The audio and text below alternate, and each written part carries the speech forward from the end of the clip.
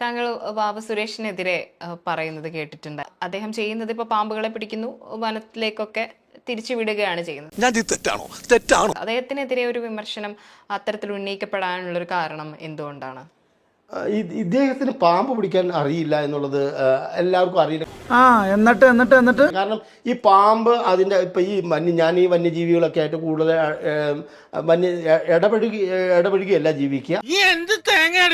അപ്പം ഞാൻ എൻ്റെ ജോലിയുടെ ഭാഗമായിട്ട് ഇങ്ങനെയുള്ള കാര്യങ്ങളൊക്കെ ശ്രദ്ധിച്ചുകൊണ്ടിരിക്കുന്ന ഒരാളാണ്. എനിക്ക് വന്യജീവികളെ നമ്മൾ കാണാൻ പാടില്ല, കാട് കാണാൻ പാടില്ല.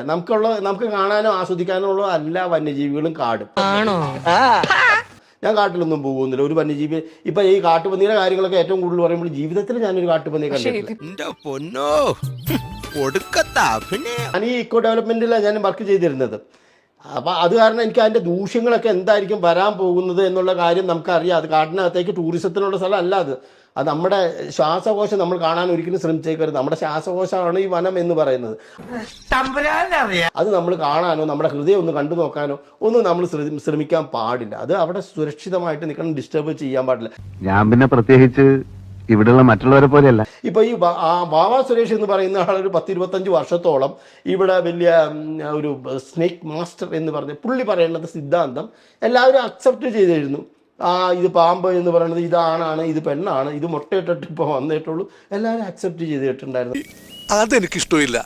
ഇയാൾക്ക് പാമ്പിനെ കുറിച്ചുള്ള സാധാരണ ഒരു 8ാം ക്ലാസ്സിൽ നമ്മൾ ഈ പാമ്പുകളെ കുറിച്ചും കശേരിക്കൾ എന്നൊക്കെ പറഞ്ഞു കഴിഞ്ഞിട്ട് അതിൻ്റെ കാര്യങ്ങളെക്കുറിച്ചൊക്കെ ഇതിൻ്റെ സ്വഭാവം എന്താണ് എന്നുള്ള കാര്യമൊക്കെ നമ്മളൊരു മിനിമം കാര്യങ്ങളൊക്കെ പഠിക്കുന്നുണ്ട്. ഇതിനൊക്കെ വിരുദ്ധമായിട്ട് പുള്ളി ഗവേഷണം നടത്തി എന്നൊക്കെ പറഞ്ഞുകൊണ്ടാണ് ഇദ്ദേഹം രംഗത്തേക്ക് വരുന്നത്. ഈ പാമ്പുകളെ ഇങ്ങനെ പിടിച്ച് നിർത്തി കഴിഞ്ഞിട്ട് ഇദ്ദേഹം ഈ പാമ്പിൻ്റെ ഇന്റേണൽ സ്ട്രക്ചർ അനാട്ടമിയെ കുറിച്ചിട്ട് ഇയാൾക്ക് സാധാരണ ഒരു 8ാം ക്ലാസ് വിദ്യാർത്ഥിയുടെ ബോധം പോലും ഇല്ല. ഇയാളുടെ കൈ പിടിച്ചിരിക്കുന്നത് പലപ്പോഴും അതിൻ്റെ ഹൃദയത്തിലേക്കാണ് പോകുന്നത്.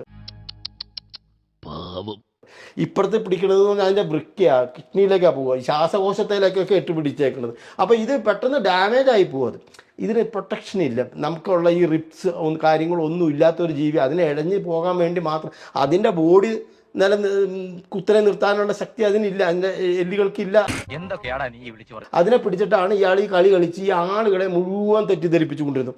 അപ്പോൾ തിരിച്ച് പറയാം, അപ്പം ആദ്യമായിട്ടാണ് ഞാൻ തന്നെയാണ് ഇയാൾക്ക് പാമ്പ് പിടിക്കാൻ അറിയില്ല, ഇതല്ല പാമ്പ് പിടുത്തം, ഇതിൻ്റെ സയൻറ്റിഫിക് ആയിട്ടുള്ള കാര്യങ്ങൾ ഇയാൾ പറയുന്നത് ഇത് ആണാ പെണ്ണാണോന്ന് അതിന് ചില സയൻറ്റിഫിക് മെത്തേഡ്സ് ഉണ്ട്.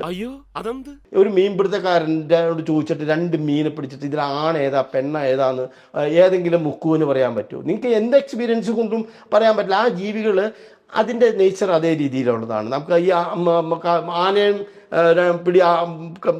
ഈ കൊമ്പനാനെയും പിടിയാനെയും തിരിച്ച് അറിയണ മാതിരി മീനുകളെ തിരിച്ചറിയുമ്പോൾ ഇന്നേവരെ ഒരു മുക്കുവെന്ന് പറയാൻ പറ്റിയിട്ടില്ല.